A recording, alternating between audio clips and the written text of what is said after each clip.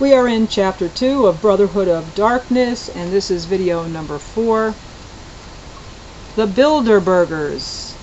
Those who came were not heads of states, but those who give orders to heads of states. In other words, the kingmakers. Phyllis Schlafly. Many competent researchers are convinced that the Bilderbergers rule the world. Although they acknowledge the importance of the CFR, they note that it is an American organization, and they argue that the effort to create a global government must involve people from other nations. Prince Bernhard of the Netherlands asked a group of prominent Americans and Europeans to help him determine the best way to establish a world government. The group met at the Bilderberger Hotel in Holland in 1954. And the name of the hotel where they first convened became the name of their organization.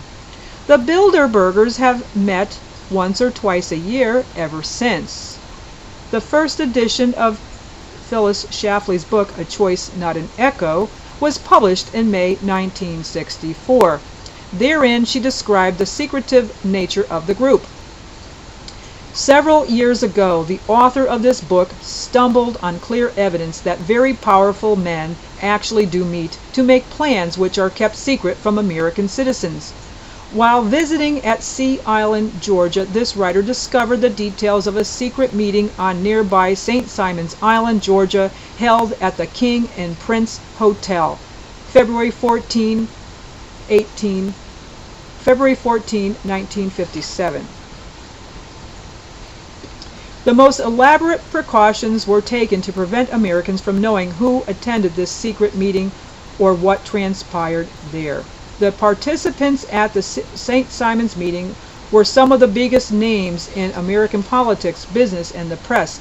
As described by an eyewitness observer of that meeting, those who came were not the heads of states, but those who give orders to the heads of states. In other words, the kingmakers.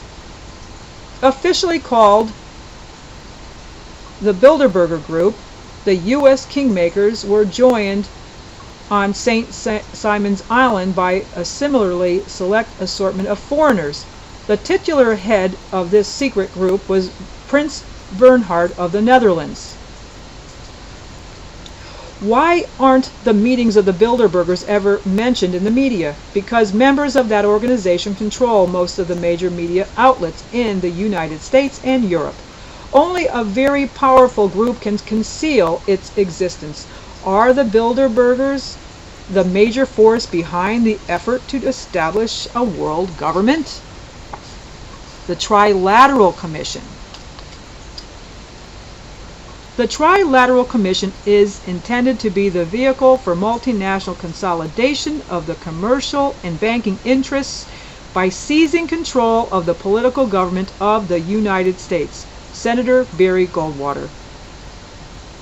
Everyone who has studied the effort to unite the world recognizes the importance of the Council on Foreign Relations and the Bilderbergers. But some people contend those groups are regional, and the New World Order will be established by the Trilateral Commission. They note that members of that organization control commerce and banking in the United States, Europe, and Asia, and point to Senator Barry Goldwater's warning.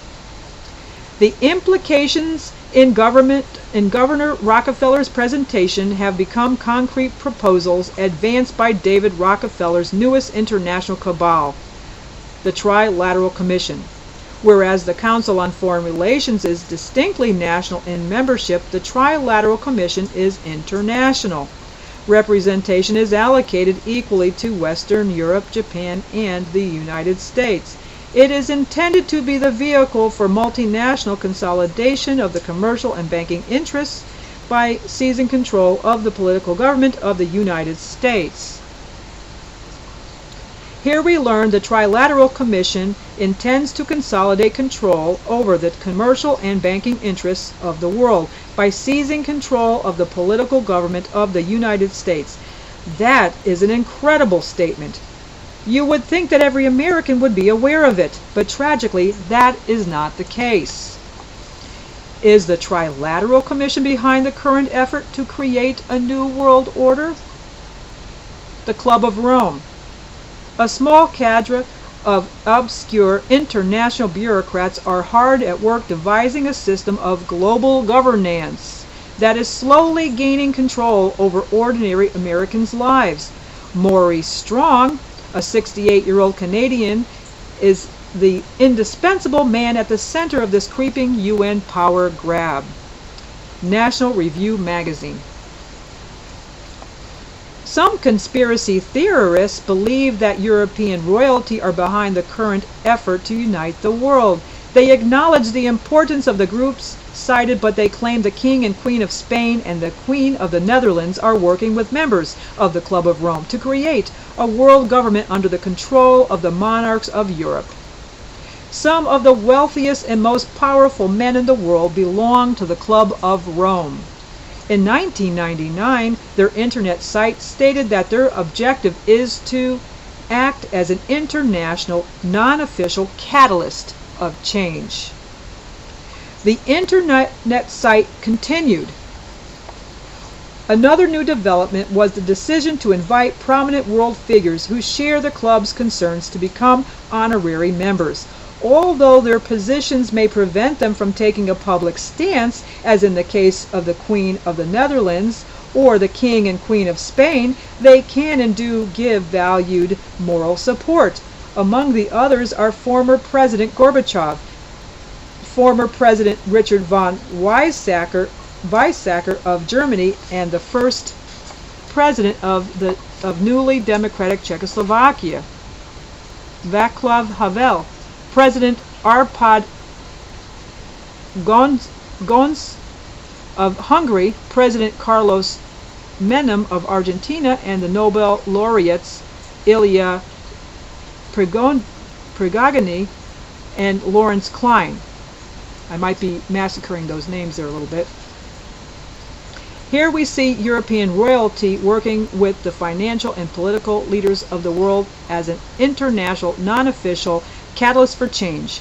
Until recently, Maurice Strong was listed as a member of the Club of Rome. An article in the New Yorker magazine noted that the survival of civilization is something like its present form might depend significantly on the efforts of a single man. And we will pick up with chapter 2 in the next video.